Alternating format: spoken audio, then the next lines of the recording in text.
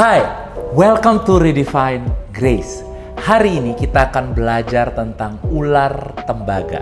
Suatu lambang, suatu gambaran yang Tuhan Yesus ungkapkan kembali di dalam perjanjian baru dari cerita perjanjian lama untuk menceritakan suatu kebenaran kepada kita hari ini. Yohanes 3 ayat 14 dan 15 mengatakan, sama seperti Musa meninggikan ular di padang gurun, demikian juga anak manusia harus ditinggikan, supaya setiap orang yang percaya kepadanya beroleh hidup yang kekal. Ayat selanjutnya kita tahu, ayat 16 itu dikatakan tentang karena begitu besar kasih Allah, sehingga ia memberikan anaknya yang tunggal supaya kita tidak binasa, tapi beroleh kehidupan yang baru, yaitu kehidupan yang kekal. Dan di sini dikatakan sama seperti Musa meninggikan ular di padang gurun, demikian juga anak manusia harus ditinggikan. Yang Yesus katakan sebenarnya di sini, demikian juga anak manusia harus tergantung di atas kayu salib. Ditinggikan atau dengan kata lain, tergantung di atas kayu salib, ya, supaya semua orang yang melihat, semua orang yang percaya kepadanya memperoleh hidup yang kekal. Kalau kita melihat kembali kepada perjanjian lama, sebenarnya apa sih yang terjadi di perjanjian lama? Kenapa Tuhan Yesus memberikan suatu kesamaan? Dia akan naik di atas kayu salib dengan Musa meninggikan ular di padang gurun.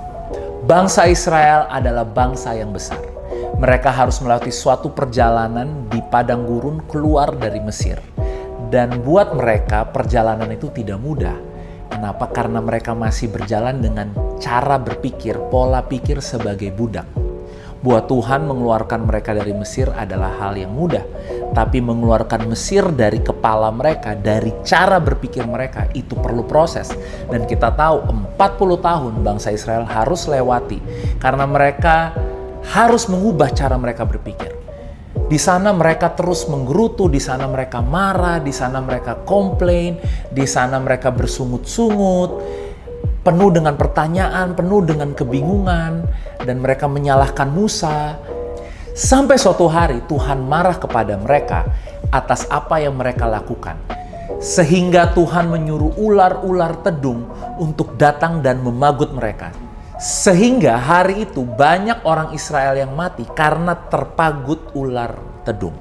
Bilangan 21 ayat 8 dan 9 mengatakan, maka berfirmanlah Tuhan kepada Musa, buatlah ular tedung dan taruhlah itu kepada sebuah tiang. Setelah kejadian ini, setelah mereka semua terpagut ular tedung, karena Tuhan marah ya atas apa yang mereka lakukan, Tuhan bilang sama Musa, buatlah ular tedung dan taruhlah itu pada sebuah tiang.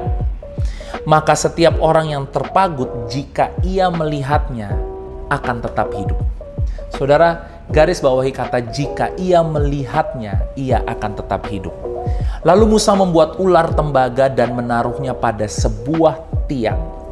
Maka jika seorang dipagut ular dan ia memandang kepada ular tembaga itu, tetaplah ia hidup. Ketika Tuhan Yesus mengatakan Tuhan Yesus akan naik di atas kayu salib supaya menggenapi cerita yang ada di dalam perjanjian lama tentang bangsa Israel dan Musa, maka Tuhan Yesus sedang mengajar kita untuk melihat kepada Dia, melihat kepada apa yang Tuhan Yesus telah lakukan di atas kayu salib. Sama seperti hari itu orang Israel ketika mereka terkena kutuk, ketika mereka dipagut oleh ular tedung itu, dan mereka bisa melihat tiang di mana ular itu digantung di situ, ular tembaga digantung di situ, dan mereka menjadi tetap hidup. Hari ini juga salib Kristus berbicara tentang kasih dan pengorbanan Tuhan yang Tuhan mau kita lihat terus, kita pandang terus. Jangan hanya sekedar pandang masalah kita, pandang keadaan kita, tapi pandang salib itu karena itulah kehidupan kita. Ular tembaga saat itu adalah lambang atau gambaran dari dosa dan penyakit. Karena manusia ada di bawah kuasa dosa, ya maka Seringkali mereka hidup di bawah kuasa dari dosa dan penyakit. Semua manusia telah digigit oleh ular ini. Semua manusia telah hidup di bawah kuasa dosa dan di bawah kuasa penyakit ini. Cara membebaskan mereka dari kuasa ini adalah dengan memandang. Kalau dalam perjanjian lama Musa membuat tiang dari ular tembaga, dalam perjanjian baru Yesus datang dan dia naik di atas kayu salib, ditinggikan, tergantung di atas kayu salib supaya kita melihat kepada dia. Apa yang Tuhan Yesus lakukan di atas kayu salib? Mengakhiri semua kutuk dan dosa di dalam kehidupan kita. Sehingga hari ini kita tidak perlu lagi bilang saya hidup di bawah kuasa dosa. Saya tidak bisa mengalahkan kelemahan saya, masalah saya. Kita hidup di dalam kemenangan. Kita mempunyai kehidupan yang baru ketika kita memandang kepada Yesus. Memandang kepada salib Kristus.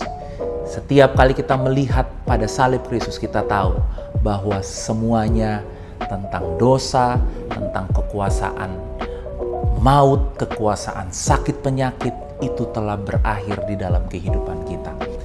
Memandang kepada Yesus itulah yang akan selalu membebaskan kita daripada kehidupan di bawah kuasa dosa dan kuasa maut. Mari terus pandang Yesus. Apapun yang terjadi di depanmu hari ini, Tuhan Yesus ditinggikan di atas kayu salib supaya mata kita memandang Dia. Dan sama seperti di dalam Bilangan 21 tadi kita lihat, jika ia melihatnya, ia akan tetap hidup. Hari ini kalau saudara melihat selalu kepada Yesus, kehidupan yang penuh dengan kelimpahan, kehidupan di dalam kenyataan surga, itu akan selalu menjadi bagian kehidupanmu.